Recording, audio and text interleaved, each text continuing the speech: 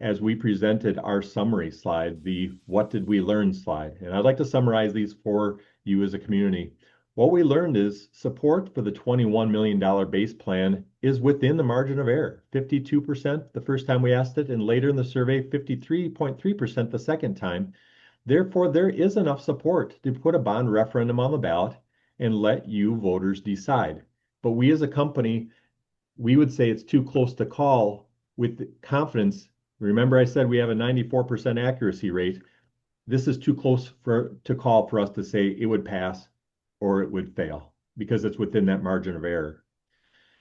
There is not support for either of the additional projects. It fell below the thresholds that our research department advises boards to use as a cut point.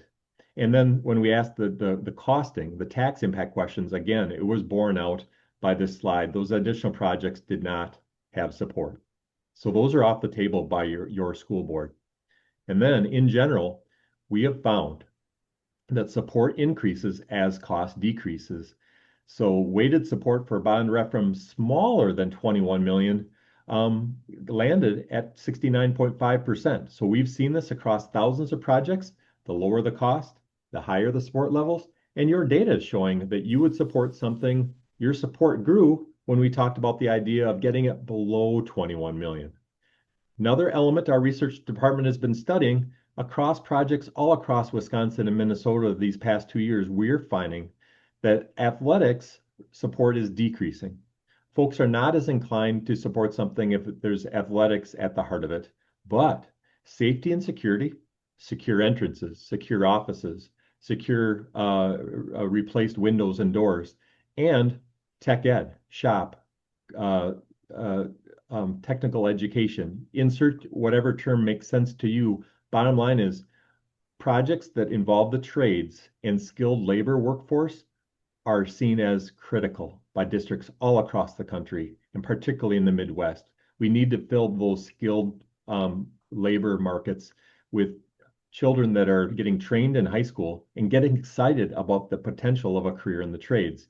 And so those programs and those remodels are getting great support, almost as strong as roofs, boilers, and chillers. So that is what I shared with the board on our time together last week, Wednesday, and that's where the district has landed with their next steps.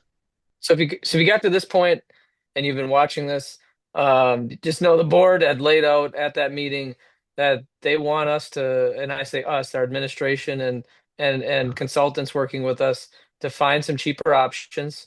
We want to see if we can sharpen our pencils and get rid of any unnecessary square footage, as well as anything that could be deemed as just benefiting our athletics.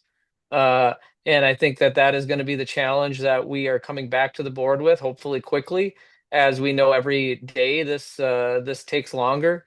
Inflation hits our construction budget and really takes the dollar you're going to give us as a community member and whittles it down more than it needs to be, because this has been a long process and it's been in somewhat a stressful process for the community to talk through. But I can tell you, if you're listening to this and you're informed, do know that it was said at the meeting that we really wanted to engage the community again after the second time this referendum didn't pass and understand the priorities of our taxpayers, which I think were heard loud and clear, that this is too much in the previous referendums and we need to get the dollars down. And if we're under 20 million, that would basically reflect almost a 40% reduction of project scope over the course of the last 3 years as we've been looking at these solutions. So this has been a substantial drop in the budget for what we deem as needs and addressing them. And I think that these processes do take a long period of time. And sometimes you're asking, well, why didn't you come with a $21 million option in 2023? Well, it just takes a long time for the community to reflect on what's important to them and be engaged in a process. And unfortunately, those early meetings, while they had a lot of good people there that really understood what we were doing, we didn't get to talk to everybody. And I guess this is a great place for us to end this discussion, is this survey went out to everybody. And our board held that survey in their hands at the meeting last week and said, it's really nice and refreshing to know everybody had a voice and the information that we're getting here is going to be used to get to a place, hopefully, of common support. And so I appreciate you for watching this. And I'm going to turn it back over to Darren as I appreciate him for taking us through this survey, but we're excited to see where this takes us. Yeah, thanks for the great response, Osakis. Your board took this data very seriously. Justin took this very seriously, and that's the exciting part for us as a company is to see such a good response by the community and feed that data right back to your school board and your district superintendent so they can make decisions on behalf of you. So thanks for watching the video. Thanks for the great response to our survey, and we'll continue to support the district in the weeks and months ahead. Have a great day.